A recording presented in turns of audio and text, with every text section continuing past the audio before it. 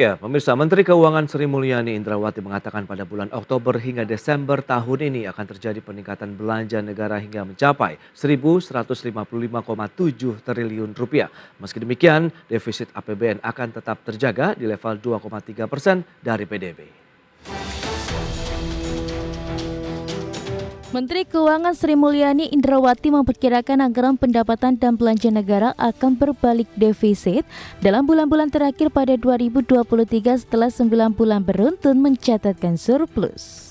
Sri Mulyani menuturkan defisit itu akan terjadi hingga akhir tahun karena akan ada peningkatan belanja negara selama Oktober hingga Desember 2023 mencapai 1.155,7 triliun rupiah yang terdiri dari belanja pemerintah pusat sebesar 901,3 triliun rupiah dan transfer ke daerah 254,4 triliun rupiah.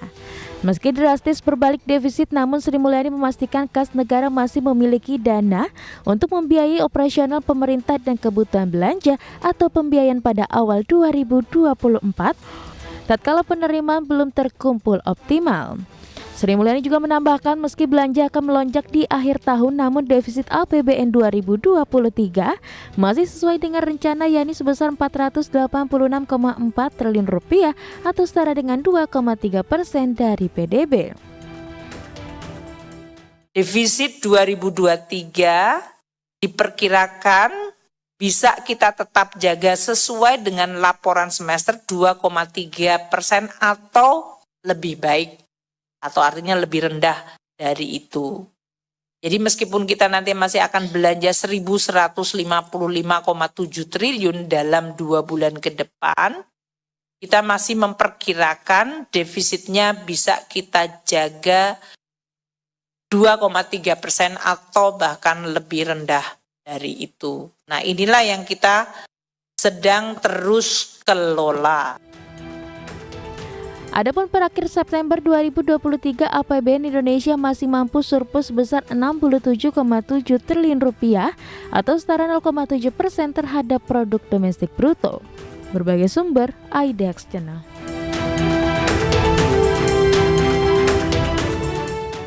Ya, pemirsa, untuk membahas tema kita kali ini, APBN diprediksi alami defisit hingga akhir tahun. Kita sudah tersambung melalui Zoom bersama dengan Eko Listianto, Wakil Direktur Indef. Selamat pagi, Mas Eko. Selamat pagi Mas Pras. Salam sehat, Mas. Alhamdulillah, kabar baik, sehat. Ya. Terima kasih juga atas waktu yang disempatkan. Ini APBN per September 2023 mencatatkan surplus sebesar 67,7 triliun rupiah. Poin-poin penting yang harus dicatat dari realisasi surplus ini seperti apa nih kira-kira, Mas Eko? Iya, karena surplus tentu saja adalah membandingkan ya antara penerimaan dengan belanja begitu ya. Kalau menurut saya sih catatan atau poin penting yang harus kita lihat dalam posisi surplus ini, pertama memang dari sisi penerimaan ya, ini juga mengalami kenaikan begitu, terutama kalau saya lihat dari PNBP ya, ini bahkan realisasinya sudah di atas 100% begitu sampai dengan September kemarin. Dan ini kan bagus begitu, menjadi topangan juga bagi posisi surplus hari ini begitu.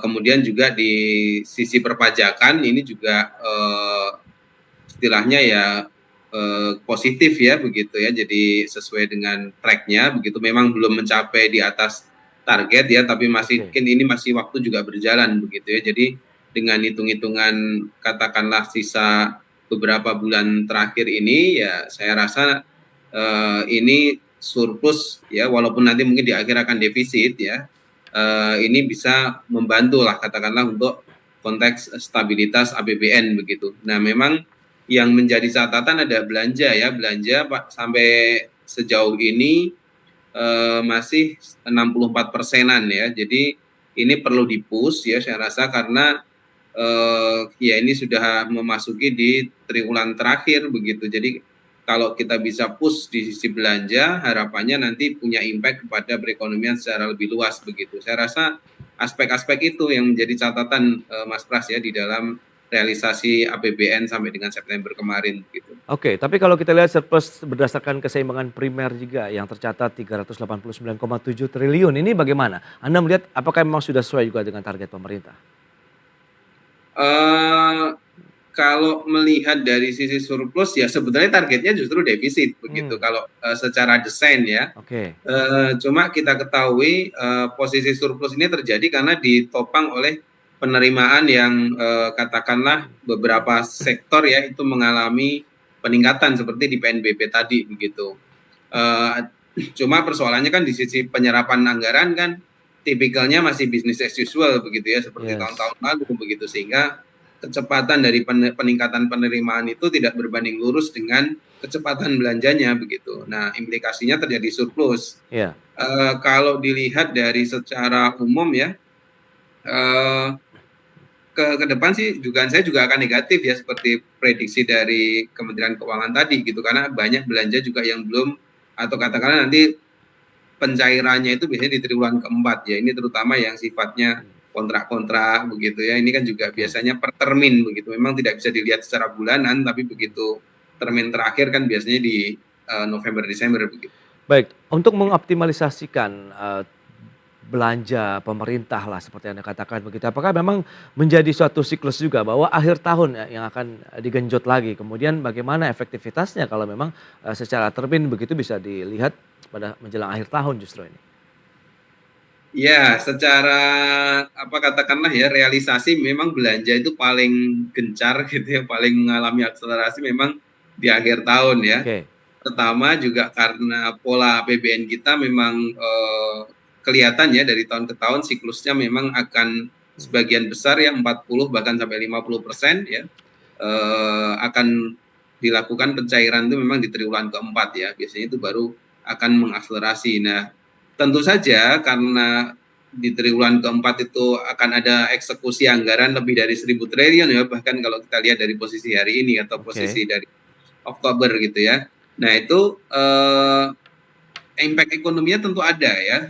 Menurut saya juga mungkin cukup besar begitu karena di tengah situasi ekonomi kita yang sebetulnya ada tanda-tanda perlambatan, ada tanda-tanda pelemahan daya beli ya. Terus kemudian APBN masuk ya melalui berbagai macam belanjanya. Ini tentu bisa menstimulus perekonomian begitu. Tapi memang kalau dilihat secara makro begitu ya, belanja yang sudah dari awal tahun dieksekusi secara kontinu dengan yang hanya ditumpuk di akhir tahun atau di triwulan keempat, tentu efek ekonomi makronya berbeda ya, tentu lebih besar kalau itu lebih stabil katakanlah memang dari triwulan ke triwulan tidak mengalami lonjakan atau tidak menumpuk di triwulan 4 begitu Mas Pras. Baik, tapi strategi lain bisa diterapkan tidak sih untuk mengejut tadi dari sisi belanja, kemudian kan tadi bisa mendorong juga nih aktivitas ekonomi di masyarakat begitu dengan membanjirnya mungkin bantuan-bantuan langsung yang disampaikan kepada masyarakat ataupun dana-dana dari APBN tadi. Ya, kalau strategi lainnya adalah bahwa pola untuk tetap belanja terbesarnya di triwulan keempat itu belum bisa kita geser sesmooth mungkin gitu ya. Tapi setidaknya memang refocusingnya begitu. Jadi mungkin kalau saya lihat ya masih ada beberapa bulan ini ya Oktober, November, Desember ini ya. Nah ini mungkin yang sifatnya belanja modal semacam itu menurut saya harus lebih disegerakan begitu. Ada momentum nanti Natal ya, Natal dan Tahun Baru. Nah ini pasti akan juga banyak pergerakan begitu. Tentu saja ini memerlukan misalkan nih perbaikan infrastruktur atau penambahan infrastruktur dan lain-lain itu harus juga dipastikan pada saat momen itu terjadi sudah siap semuanya begitu Mas Pras. Nah ini mungkin yang akan punya daya ungkit ke perekonomian ya. Terus kemudian belanja sosial. Nah ini di tengah perlambatan perekonomian ya terutama di global yang dampaknya sudah mulai terasa ke Indonesia. Nah ini penting sekali belanja sosial ya, bukan karena pemilu ya, tapi memang karena ada kebutuhan begitu untuk menstimulasi masyarakat terbawah, masyarakat termiskin begitu ya, yang berhak mendapatkan bantuan sosial begitu untuk bisa mengangkat tingkat ekonomi mereka begitu. Tapi skema kalau selain kita bisa menggerakkan aktivitas ekonomi di masyarakat begitu ya seperti Anda sampaikan tadi, apakah memang metodenya hanya memberikan stimulus saja? Bukankah seharusnya kita negara juga memberikan kail ini kepada masyarakatnya dibandingkan memberikan ikan langsung? Ya itu juga sebagai bagian dari strategi gitu. Walaupun kalau saya lihat sejauh ini sih aspek-aspek ya memberi kail itu maksudnya mungkin pemberdayaan gitu ya, pemberdayaan terhadap perekonomian ini sifatnya memang sangat terbatas begitu. Mungkin juga karena kementerian yang menangani ini kan juga hanya di beberapa kementerian saja ya, mungkin terutama misalkan di KUKM ada membina UMKM, perindustrian membina industri begitu. Tapi memang sifatnya anggarannya juga terbatas begitu. Yang lebih kelihatan ya memang anggaran yang sifatnya langsung kepada pengentasan kemiskinan begitu ya. Atau hal lain adalah sebetulnya bagaimanapun ekonomi Indonesia itu ya katakanlah 80%-an bahkan ya itu ya sektor swasta sebetulnya yang menggerakkan ini begitu. Jadi Oke. posisi pemerintah seharusnya dengan belanjanya ini memang adalah memberikan stimulus di sektor-sektor yang bisa memacu menggeliatkan ekonomi sektor swasta sebetulnya begitu. Contohnya sektor-sektor yang bisa booster begitu? Oke, contohnya misalkan ini kita menjelang akhir tahun nanti permintaan di sektor yang jangka pendek ya, katakanlah FMCG biasanya gitu ya, itu disebutnya. Nah ini kan akan meningkat nih gitu ya permintaan karena ada Natal, Tahun Baru, apalagi ditambah dengan pemilu begitu. Nah tentu saja pada produk-produk katakanlah pangan, terus kemudian ya makanan, minuman dan segala macamnya ini memerlukan distribusi yang lancar, memerlukan proses katakanlah kalaupun harus diimpor juga cepat begitu. Nah di sini support pemerintah penting ya menjaga jalur distribusinya, memastikan itu tidak ada kendala-kendala ya, termasuk sampai kepada instrumen pembayarannya begitu. Kayak gitu itu harus justru disinilah peran penting pemerintah begitu. Kalau itu terjadi ya nanti pola belanja masyarakat yang meningkat juga di akhir tahun karena ada Hari Raya Natal dan juga Tahun Baru itu akan terfasilitasi begitu dengan peran-peran pemerintah begitu. Baik, dan mengingat waktu yang tersisanya tinggal ya efektif 2 bulan lah kalau kita cermati begitu dengan kondisi saat ini. Bagaimana melihat pendapatan negara yang sudah diperoleh sekarang sudah tembus 2.300-an triliun ya atau setara sekitar 82,6% dari target di tahun ini. Anda melihat bagaimana? Sehingga benar-benar pendapatan tadi bisa menghasilkan belanja negara yang juga efektif dan efisien dan juga sekaligus menjadi stimulus ekonomi domestik ini, Mas Eko. Oke ya, secara umum sebetulnya dengan posisi surplus yang di awal tadi kita perbincangkan ya, ini sebetulnya sisi pendapatan ini quote unquote ya posisinya zona hijau lah kira-kira gitu. Jadi target pajak sepertinya kalau saya lihat dari trennya juga akan tercapai begitu ya. Terus kemudian ada top up-an lagi dari peningkatan PNBP ya yang sekarang sudah realisasinya sudah di atas 100% dan masih ada 2 bulan lagi itu akan bisa menambah dari apa istilahnya ya amunisi dari sisi pendapatan. Nah harus kita pastikan nanti belanjanya juga jangan seret ya. Jadi posisi belanja hari ini menurut saya baru ya 64% atau 65%. Nah ini perlu didorong ya, usahakan syukur-syukur bisa semua terrealisasi 100% begitu. Walaupun mungkin agak sulit kalau mencapai 100% begitu. Tapi setidaknya ya harus di atas 90% kan tentu begitu. Untuk memastikan ekonomi bergerak begitu dengan bantuan APBN ini begitu ya. Baik. Nah, kaitannya dengan defisit begitu yang ada potensi terjadi sampai dengan akhir tahun. Apakah kita memang perlu ada suatu strategi khusus? Kita akan bahas nanti di segmen berikutnya. Mas Eko, kita akan jeda sebentar. Pemirsa, kami akan segera kembali usai jeda berikut ini.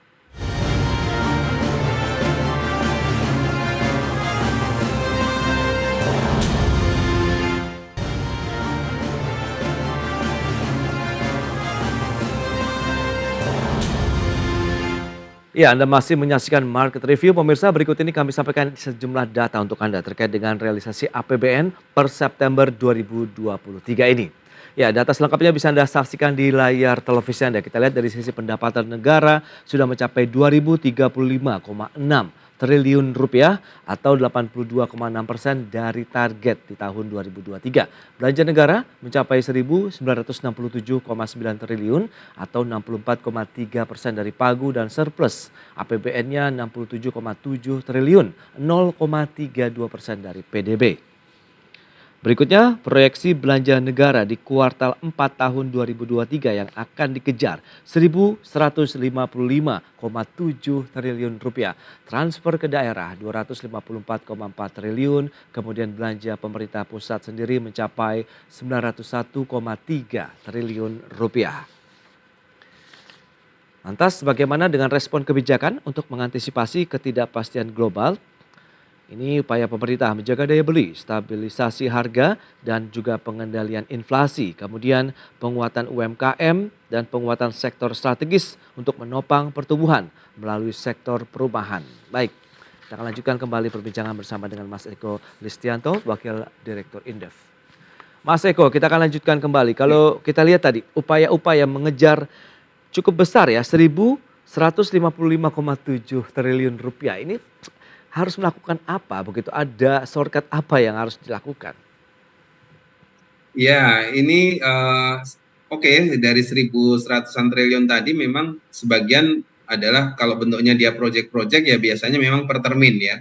Nah ini biasanya triwulan keempat itu kan paling besar gitu ya pembayarannya biasanya. Hmm, Nah ini kayaknya ya tinggal katakanlah kan berarti proyeknya sudah berjalan begitu. Ini mungkin tidak akan banyak hambatan begitu. hmm. Beberapa tantangan adalah ya menurut saya sih ini terutama yang non KL ya, ini juga kalau saya lihat di antara KL, non KL dengan transfer ke daerah yang posisi paling rendahnya itu di non KL. Nah ini mungkin juga perlu antisipasi khusus gitu, karena kan ya bentuk-bentuk dari penyerapan anggaran ini macam-macam begitu ya. Ya. Cuma kalau lihat realisasinya memang non KL yang terendah begitu. Kalau shortcut saya rasa memang tidak ada, karena sebenarnya sudah direncanakan dari awal tahun belanja-belanja ini ya Oke. tinggal bagaimana merealisasikannya begitu. Hmm. Bentuk-bentuk shortcut yang lain memang kalau yang di daerah itu kan ada ya alokasi khusus dan lain-lain gitu ya. Kalau Yes. syarat ininya ya untuk bisa mencairkan anggaran itu tidak terpenuhi ya anggaran itu nggak terserap memang begitu di DAK khususnya begitu ya. Oke, Tapi berarti poinnya sih ya sebetulnya menurut saya sih saya masih optimis ya nanti katakanlah di atas 90% bisa diserap lah sampai akhir tahun ya, walaupun memang posisi hari ini masih 64% ya. oke itu dia karena memang sudah terjadwal dan sudah terschedule begitu dalam artian memang ini tinggal bagaimana mungkin tadi pembayarannya dan lain-lain pada saat proyek-proyek itu terlaksana. Nah, Bu Sri Mulyani tadi juga sudah mengisyaratkan 2 bulan ke depan ini APBN akan defisit. Menurut Anda bagaimana? 486,4 triliun ini, Mas Eko. Ya, target defisit kita ya 486 tadi seperti disampaikan Mas Pras Hmm. atau 2,3% dari ini ya dari PDB PDB, nasional ya. ya. Hmm. Kalau posisi hari ini masih surplus, artinya kan masih katakanlah posisinya ya masih dalam konteks ini belum defisit ya. Oke. Walaupun nanti setelah kita mencairkan di triwulan keempat ya 1.100-an tadi ya itu keluar dari kas negara ya ini akan menjadi defisit gitu. Ya. Perkiraan saya sih mungkin akan berada di bawah 2,3 ya. Saya rasa mungkin 2% semacam itu. Walaupun tidak ada proyeksi baru dari Kementerian Keuangan gitu ya. Tapi memang kalau saya lihat dari yang disampaikan Bu Sri Mulyani tadi mungkin tidak akan mencapai defisitnya 486 triliun ya. Oke. Tapi ya sekitar 2%-an lah ya, 2% dari PDB itu mungkin akan bisa dicapai begitu. Ya, ya, ya. Nah lantas bagaimana dengan defisit APBN yang akan terjadi sampai dengan akhir tahun setelah beberapa waktu terakhir kan kita juga selalu merasakan surplus begitu di sana. Apakah memang satu siklus yang normal begitu Mas Eko? Ya ini sebetulnya surplus yang normal saja begitu, asalkan tidak melampaui 3% ya. Kalau melampaui 3% ya Ya. melanggar undang-undang gitu ya. Oke. Karena ini siklus yang normal. Jadi memang desain APBN kita itu adalah desain defisit begitu. Yes. Jadi jangan kaget kalau kemudian di akhir tahun gitu ya akan ada defisit ya. Hmm. Tapi yang harus dijaga itu adalah defisitnya tidak boleh lebih dari 3% atau Oke. katakanlah masih sesuai dengan target ya. Nah target kita ya di dalam APBN perubahan kemarin itu adalah memang 2,3% tadi begitu. Walaupun posisi hari ini surplus dan tadi sudah disampaikan sama Menteri Keuangan ya bahwa ini dari ya mereka pasti sudah punya hitungan ya sampai akhir tahun harus mencairkan berapa realisasi dan itu ternyata masih katakanlah 1.100-an triliun tadi. Kalau itu semua akan cair, nah itu nanti defisitnya sampai 2,3% tadi begitu. Lantas Dugaan saya bagaimana? nggak sampai segitu ya Mas Pras ya, Ya. karena apa? Karena tahun kemarin itu juga ada silpa ya, Iya itu sisa dia. anggaran yang tidak dieksekusi gitu Iya, ya, iya, itu iya. besarnya 119 triliun ya, itu juga cukup besar kan begitu. Jadi mungkin juga tahun ini juga mungkin ada 100-an triliun juga gitu yang nggak bisa Hmm. terserap ya, karena Ya. polanya biasanya sama itu pola anggaran pemerintah itu. Itu dia. Kalau menurut Anda dengan pola-pola yang ada saat ini apakah sebenarnya cukup efektif juga untuk menggerakkan roda perekonomian, roda pembangunan di Indonesia ini Mas Eko? Ya, desain defisit APBN itu sebetulnya memang ditujukan untuk membooster perekonomian ya, untuk mendorong perekonomian gitu. Jadi ini bukan seperti di perusahaan ya yang harus posisinya untung begitu enggak, tapi karena ini pemerintah ya, Hmm, pada sisi lain dia harus memberikan kontribusi ke perekonomian begitu, yes. mendorong perekonomian. Setidaknya dengan katakanlah posisi defisit, oke katakanlah misalkan kita pakai angka pemerintah 2,3% ya terhadap PDB. Pemerintah optimis ya bahwa tahun ini bisa mencapai 5,1% pertumbuhan ekonomi. Oke. Tapi kalau perkiraan kami sih mungkin akan berada di bawah itu ya, sedikit di bawah itu. Mungkin ya angka realistisnya lebih ke 4,9% kalau menurut kami begitu ya. Oh, Jadi oke. itu cukup bisa menahan perlambatan ekonomi, kira-kira begitu. Melihat Hmm, konteks daya iya, apa iya. ya istilahnya daya jalar perekonomian global yang semakin terasa di akhir-akhir ini ya, dari rupiah kita yang Hmm, sampai hari ini masih terdepresiasi terus begitu ya. betul. Terus kemudian juga harga minyak sudah mulai naik begitu kan. Kalau para pengguna BBM non subsidi sebetulnya sudah merasakan kan bagaimana Iya. harga BBM itu dari bulan ke bulan sudah mengalami kenaikan ya. Oke, oke. Itu gambaran-gambaran sebetulnya dampak ekonomi global itu terasa kepada perekonomian Indonesia, tapi memang porsinya masih sedikit ya. Artinya apalagi kelas menengah mereka punya tabungan ya, jadi Hmm. masih bisa meredam dampak-dampak global ini begitu. Oke, lantas realisasi Anda terkait dengan APBN tahun ini, menurut pengamatan indef sendiri refleksinya buat tahun depan bagaimana? Refleksi tahun depan adalah ya APBN tahun depan juga didesain akseleratif Oke. begitu. Eh, tapi masalahnya adalah tahun depan benar-benar menjadi tahun pemilu, Mas Yes, Pras. Nah, biasanya narasi politik melampaui ya dari itu narasi-narasi dia. ekonomi begitu. Implikasinya Iya. begini, sepertinya masalah belanja harus benar-benar menjadi concern pemerintah ya. Hmm. Oke, ada ini kan tahun ini posisi surplus sampai bulan kemarin itu kan karena ditopang penerimaan yang cukup ini ya menaik lah gitu Iya. ya. Meningkat tahun depan ada kemungkinan juga peningkatan sisi pendapatan. Hmm. Masalahnya ketika Anda mengeksekusi atau katakanlah pemerintah mengeksekusi ada sisi belanja kan. Nah, Yes. belanjanya harus kenceng. Cuma, nah ini tantangannya lebih lebih kelembagaan menurut saya. Iya, Akan ada fokusnya mungkin ya, sebagian menteri-menteri yang jadi sudah mulai teralihkan. pemenangan gitu-gitu kan. Menteri-menterinya mungkin sudah nggak mikir ininya lagi ya kementeriannya begitu, Oh, tapi lebih kepada bagaimana calon yang dia dukung itu menang gitu. Nah, itu wah. yang menjadi concern gitu. Hmm. Kalau birokrasi netral ya, tapi Iya. kalau menteri-menterinya ini kan kebetulan sebagian besar banyak dari partai politik kan, sehingga Hmm. ini yang menjadi concern begitu. Pastikan bahwa oke lah eselon satunya ke bawah itu bekerja dengan baik begitu Iya. supaya tidak ada hambatan di belanjanya nanti gitu. Oke, itu dia nampaknya tantangannya agak sedikit lebih tricky di tahun 2024 mendatang begitu ya Mas Eko Benar. ya. Oke, Mas Eko terima kasih banyak atas waktu dan Oke, sharing yang sudah sama-sama. Anda sampaikan kepada pemirsa. Menarik kalau kita cermati terkait dengan penggunaan dana APBN kita dan semoga tahun depan juga akan lebih efektif dan efisien lagi begitu ya. Sampai berjumpa lagi dan salam sehat Mas Eko. Ya, Ya. sama-sama. Baik pemirsa, 1 jam sudah saya menemani Anda dalam Market Review. Saya Prasetyo Wibowo beserta kerabat kerja yang bertugas undur diri. Terima kasih, sampai jumpa.